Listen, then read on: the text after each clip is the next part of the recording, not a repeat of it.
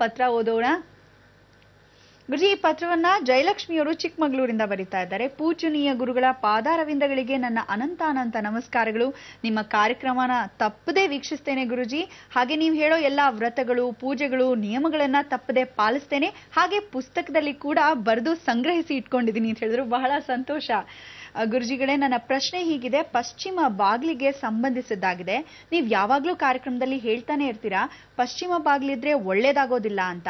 ಅದು ನಿಜವಾಗ್ಲೂ ನಮ್ಮ ಅನುಭವಕ್ಕೆ ಬಂದಿದೆ. ಯಾಕಂದ್ರೆ ನಮ್ಮ ಬಾಗಿಲು ಕೂಡ ಅದೇ ದಿಕ್ಕಿಗೆ ಆಗಿದೆ. ಅದನ್ನ ಮಾರಾಟ ಕೂಡ ಮಾಡೋ ಸ್ಥಿತಿಲಿ ನಾವಿಲ್ಲ. ಯಾಕಂದ್ರೆ ನಮ್ಮ ಮನೆ, ನನ್ನ ಮೈದನ್ನ ನಮ್ಮ ಮನೆಗೆ ಹೊಂದ್ಕೊಂಡಂತಿದೆ. ಅವ್ರು ಮಾರಾಟ ಮಾಡೋಕ್ ಬಿಡ್ತಿಲ್ಲ, ನಮ್ಮ ದಾಯಾದಿಗಳು ಬಿಡ್ತಿಲ್ಲ ಅಂತ ಹೇಳ್ತೀರ ಗುರುಜಿ. ಹಾಗೆ ನಮ್ಮ ಪಿತ್ರಾರ್ಜಿತ ಆಸ್ತಿಯಾಗಿ ಮನೆ ಬಿಟ್ರೆ ಬೇರೆ ಯಾವ ಆಸ್ತಿನೂ ಇಲ್ಲ. ಮನೆ ಕಟ್ಟಿ 12 ವರ್ಷ ಆದ್ರೂ ಸಾಲ ತೀರ್ಸಕ್ಕಾಗ್ತಿಲ್ಲ. ದಯವಿಟ್ಟು ಪರಿಹಾರ ತಿಳಿಸಿ. ಯಾವುದೇ ಪೂಜೆ ಆದ್ರೂ ಮಾಡೋಕೆ ನಾವು ಸಿದ್ಧವಿದ್ದೇವೆ. ದಯವಿಟ್ಟು ದಾರಿ ತೋರಿಸಿ ಅಂತ ಜಯಲಕ್ಷ್ಮಿ ಕುಮಾರ್ ಚಿಕ್ಕಮಗಳೂರಿನಿಂದ ಹೇಳ್ತಿದ್ದಾರೆ. ಜಯಲಕ್ಷ್ಮಿ ಅವರೇ, ನಿಮಗೋಸ್ಕರ ಅಂತ ಒಂದು ಪರಿಹಾರವನ್ನ ನಿಮ್ಮ ಮನಃಶಾಂತಿಗೋಸ್ಕರ ಕೊಡ್ತೀನಿ. ಆದ್ರೆ ಈ ಪರಿಹಾರ ಸಿದ್ಧಿ ಆಗತ್ತೆ. ನೀವೆಷ್ಟು ಗಂಟೆ ಸಿದ್ಧಿ ಮಾಡಿಸ್ಕೊಂತೀರೋ ಅಷ್ಟು ವಿಚಾರ. ಆಂಜನೇಯನ ಫೋಟೋ ತಗೊಳ್ಳಿ. ಸಂಜೀವನಿ ಪರ್ವತ ಎತ್ಕೊಂಡಿರ್ತಾನೆ ಎಡಗೈಯಲ್ಲಿ, ಬಲಗೈಯಲ್ಲಿ ಗದೆ ಹಿಡ್ಕೊಂಡಿರ್ತಾನೆ. ಇವನು ಆಂಜನೇಯ ಹೋಗ್ತಾ ಇರ್ತಕ್ಕಂಥಲ್ಲಿ ಮೇಲೆ ಬ್ರಹ್ಮ ವಿಷ್ಣು ಮಹೇಶ್ವರ ಇರ್ತಾರೆ. ಇಂಥ ಒಂದು ಫೋಟೋ ಸಿಕ್ಕೇ ಸಿಗುತ್ತೆ. ಅದಕ್ಕೆ ನೀವೇನು ಮಾಡಬೇಕು, ಸೊಂಟದಿಂದ, ಅಂದರೆ ಶನೇಶ್ವರನ ಕರ್ಮಸ್ಥಾನ ಪಶ್ಚಿಮ ಆಗಿರೋದ್ರಿಂದ, ಸೂರ್ಯ ಮುಳುಗೋ ಸ್ಥಾನವಾಗಿರೋದ್ರಿಂದ, ನಿಮ್ಮ ಜೀವನ ಮುಳುಗೋಗಿರೋದ್ರಿಂದ ಎತ್ತಿ ಹಿಡಿಯತಕ್ಕಂಥವನು ಆಂಜನೇಯ ಒಬ್ಬನೇ. ಅದಕ್ಕೆ ನೀವೇನು ಮಾಡಬೇಕು, ಸೊಂಟದಿಂದ ಬಾಲ ಶುರು ಆಗುತ್ತೆ, ಹಿಂಗೋಗಿ ಮೇಲ್ಗಡೆ ಬರುತ್ತೆ. ನೀವೇನು ಮಾಡಬೇಕು, ದಿನಾ ಬೆಳಗ್ಗೆ ಎದ್ದು ಸ್ನಾನ ಮಾಡಿದಾಗ ಒದ್ದೆ ಬಟ್ಟೆಯಲ್ಲಿ, ಯಾವ ಒದ್ದೆ ಬಟ್ಟೆಯಲ್ಲಿ, ಸುಮ್ಮನೆ ಯಾವುದೋ ಬಟ್ಟೆಯಲ್ಲಿ ಆಗದಾಗಲ್ಲ, ಒದ್ದೆ ಬಟ್ಟೆಲೇ ಆಗಬೇಕದು. ಕೇಂದ್ರ ಬಿಂದುವಾಗಿ ಬೆಳಗ್ಗೆ ಎದ್ದ ತಕ್ಷಣ ಏನು ಔಪಚಾರಗಳನ್ನು ಮಾಡ್ಕೊಳ್ಳದೆ, ಯಾವುದೋ ಮುಟ್ಟು ಮೈಲಿಗೆಗಳನ್ನು ಮಾಡ್ಕೊಳ್ಳದೆ ಮಡಿಯಿಂದ ಇದನ್ನ ಬಟ್ಟೆನ ಬೇಕಾದ್ರೆ ಒಣಗಿ ಹಾಕಿ ಬೇಕಾದ್ರೆ ಎತ್ತಿಟ್ಟಿರಿ. ನೀವು ಒಣಗಿದ ಬಟ್ಟೆ ಹಾಕೋಬೇಕು ಅಂದರೆ ಹಿಂದಿನ ದಿವಸನೇ ಮಡಿ ಒಣಗಿ ಹಾಕ್ಬಿಟ್ಟು ಮೇಲೆ ಎತ್ತಿರಬೇಕು. ಯಾರು ಮುಟ್ಟಬಾರ್ದು, ಹಾಕೋಬೇಕು.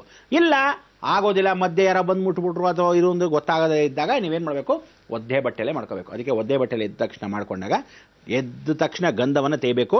ಆ ಗಂಧ ತೇಯ್ದ ತಕ್ಷಣ ಆಂಜನೇಯ ಸೊಂಟದ ಭಾಗದ ಕುಂಕುಮನ ನೀವು ಆ ಗಂಧ ಇಡಬೇಕು. ಒಂದು ಚುಕ್ಕೆ ಇಡಬೇಕು, ಕುಂಕುಮ ಅದರೊಳಗೆ ಇಡಬೇಕು. ಸ್ವಲ್ಪ ಮಟ್ಟ ಮಂತ್ರಾಕ್ಷಿ ಅದಕ್ಕೆ ಹಾಕಿ ನಮಸ್ಕಾರ ಮಾಡಿ ಒಂದು ತುಳಸಿಯನ್ನು ಇಡಬೇಕು ಆ ಫೋಟೋಗೆ. ಆ ಫೋಟೋನ ಮಾತ್ರ ಯಾವ ಕಾಲಕ್ಕೂ ದಿನಾ ಕದಲಿಸಬಾರ್ದು, ಒಂದೇ ಕಡೆ ಇರಬೇಕು. ಪೂರ್ವಾಭಿಮುಖವಾಗಿ ನೋಡಬೇಕು, ಅಂದರೆ ಪೂರ್ವನೇ ನೋಡಬೇಕು ಆಂಜನೇಯ. ಅಂಥದಕ್ಕೆ ಒಂದು ಕಡೆ ಇಟ್ಬಿಡೋದು ಸ್ಥಿರವಾಗಿ. ನೋಡಪ್ಪ ಆಂಜನೇಯ ಇಲ್ಲಿ ಇಟ್ಟಿದ್ದೀನಿ ಅಂತ.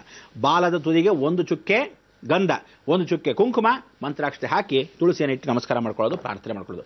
ನಿಮ್ಮ ಸಂಕಲ್ಪ ಏನಿದೆ, ಮನೆ ಬಿಟ್ಟು ಹೋಗೋದು. ಎರಡನೇದು, ಮನೆ ಹೊಸದಾಗಿ ಕಟ್ಕೊಳ್ಳೋದು.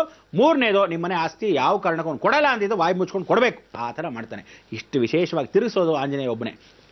ಕಾಲವನ್ನೇನು ಬೆಟ್ಟನೇ ತಿರುಗಿಸ್ಬಿಟ್ರ ಮೇಲೆ ಇಂಥ ಕಾಲಚಕ್ರ ಚಿಕ್ಕದಿಸ್ತಾನೆ, ಖಂಡಿತ ತಿರುಗಿಸ್ತಾನೆ, ಯೋಚನೆ ಮಾಡಬೇಡಿ. ಎರಡನೇ ದಿವಸಕ್ಕೆ ಎರಡನೇ ಚುಕ್ಕೆ, ಮತ್ತೆ ಕುಂಕುಮ, ಮತ್ತೆ ಮಂತ್ರಾಕ್ಷತೆ, ತುಳಸಿ, ಈ ರೀತಿ ಫ್ರೆಶ್ ಆಗಿ ಪ್ರತಿದಿನ ಬಾಲ, ಅಂದರೆ ಸೊಂಟದಿಂದ ಹಿಡಿದು ಬಾಲದ ತುದಿ ಒಳಗೆ ನೀವು ಮಾಡೋಷ್ಟರಲ್ಲಿ ಅವನಿಗೆ ಬಾಲನೇ ಬಹಳ ಮುಖ್ಯ. ಆ ಗಂಟೆ ನೇತಾಡ್ತಾ ಇರುತ್ತೆ ಅವನಿಗೆ ಬಹಳ. ನಮ್ಮಲ್ಲಿ ಏನು ಅಂದರೆ ತಲೆ ನಮ್ಮ ಗೌರವ ಅನ್ನೋ, ತಲೆ ಮೇಲೆ ಹೊಡಿಬೇಡ, ನಮ್ಮ ಗೌರವ ಗಂಟೆ ಏನು ಕೊಂಬಿಟ್ಟಿದೆ ಅನ್ನಲ್ವಾ, ಹಾಗೆ ಅವನಿಗೆ ಜಾಸ್ತಿ ರಾಜಮರ್ಯಾದೆ ಇರೋದೇ ಬಾಲಕ್ಕೆ. ಅದಕ್ಕೆ ಆಂಜನೇಯನಿಗೆ ಯಾವುದೇ ಕೋತಿಗಳು ನೋಡ್ಕೊಳ್ಳಿ, ಬಾಲನೇ ತನಗೆ ಮುಖ್ಯ. ಪಕ್ಕದಲ್ಲಿ ಹಿಂಗೆ ಇಟ್ಕೊಂಡ್ಬಿಟ್ಟಿರುತ್ತೆ, ಭಾಳ ಇಂಪಾರ್ಟೆಂಟ್. ಅದಕ್ಕೆ ಆ ಬಾಲನೇ ಎಲ್ಲ ಶಕ್ತಿಯನ್ನು ಕೊಡ್ತಕ್ಕಂಥದ್ದು. ಅದಕ್ಕೋಸ್ಕರ ಆ ಬಾಲವನ್ನು ಎಷ್ಟು ಗೌರವಿಸ್ತಿರೋ ಅವನಿಗೆ ಅಷ್ಟೇ ಸಂತೋಷ. ಎಷ್ಟು ಕೆಲಸ ಚೆನ್ನಾಗತ್ತೆ ಅಂದರೆ, ಎರಡನೇ ದಿವಸ ಚುಕ್ಕೆ ಇಡೋಷ್ಟರಲ್ಲಿ ನಿಮ್ಮ ಮೈದ ಹ್ಞೂ ಅಂತಾನೆ, ಮೂರನೇ ದಿವಸ ಚುಕ್ಕೆ ಇಡೋಷ್ಟರಲ್ಲಿ ಬಾಯಿ ಮುಚ್ಕೊಂಡು ಅವನೇ ಏನು ನಿಮ್ಮ ಇಷ್ಟಪ್ಪ ಏನಾದರೂ ಮಾಡ್ಕೊಳ್ಳಿ ಅಂತಾನೆ. ಇಲ್ಲ ಅವನಿಗೂ ಅದೇ ಕಷ್ಟ ಬಂದಿರುತ್ತೆ, ಹೊರಡೋಣ ನಡೀರಿ ಅಂತ ಅವನೇ ಬಾಯ್ಬಿಟ್ಟು ಹೇಳ್ಬಿಡ್ತಾನೆ. ಈ ಥರ ಖಂಡಿತ ಪರಿಹಾರ ಸಿಗುತ್ತೆ. ಇದಕ್ಕೆ ಯಾವ ಸಾಕ್ಷಿ ರೂಪ ಯಾವನು ತಡೆಯೋಕ್ಕಾಗಲ್ಲ. ಆದರೆ ನೀವು ಮಾಡ್ತಕ್ಕಂಥ ಸಾಧನೆ, ಆ ಸಂಕಲ್ಪ ಎಷ್ಟು ಮಟ್ಟಿಗಾಗುತ್ತೋ ಸಂಕ್ಷಿಪ್ತವಾಗಿ ಮನೆ ಮಾಡ್ಕೊಳ್ಳಿ ಅಂತ ಈ ಪರಿಹಾರವನ್ನು ಕೊಡ್ತಾ ಇದ್ದೀನಿ. ಒಳ್ಳೆಯದಾಗಲಿ.